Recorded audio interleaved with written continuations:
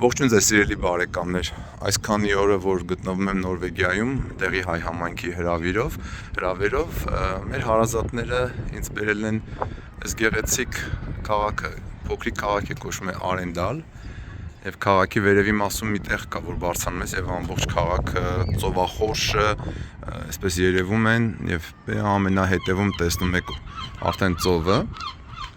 Համոզեցա ձեզ այս ամեն ինչը ցույց տան, այնքան գեղեցիկ է եւ գեղեցիկ սիրուն ճարտարապետությամբ,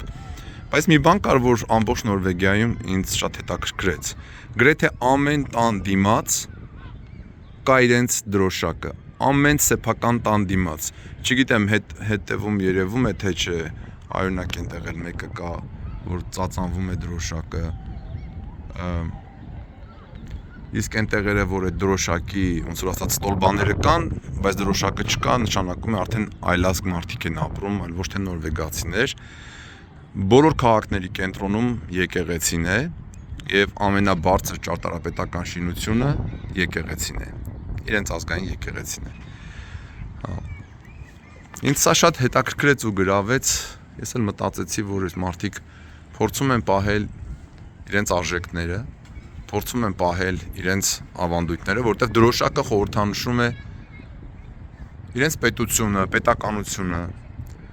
Ես նկատեցի, որ իրենք սիրում են իրենց պետությունը, մաքուր են պահում իրենց պետությունը, շատ մաքուր էր, մենք հիմա գտնվում ենք մայրաքաղաք Օսլոյից մոտ երևի 3.5 ժամ հեռավորության վրա կամ ավել։ Շատ մաքուր, շատ գեղեցիկ, շատ կոկիկ, եւ ճիշտն ասած, անկեղծ եմ ասում, նախանձախնդրությունը ինձ մի տեսակ կերավ մեր երկրի նկատմամբ եւ մեր արժեքների նկատմամբ։ Ուզեցա այս ամեն ինչի մասին ձեզ պատմել, ձեզ ցույց տալ եւ ասել, որ եկեք մենք էլ վերանորոգենք մեր սերը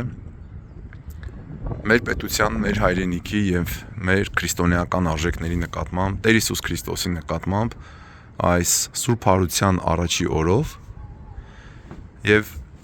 վերանորոգենք մեր ուխտը մեր Աստծո հետ եւ նոր մոտեցում ունենանք մեր հայրենիքի ու պետականության նկատմամբ։ Քրիստոս հարյավի մեռելոց ձեզ եւ մեզ մեծ ավետիս։ Փառք Հարությանը Քրիստոսի։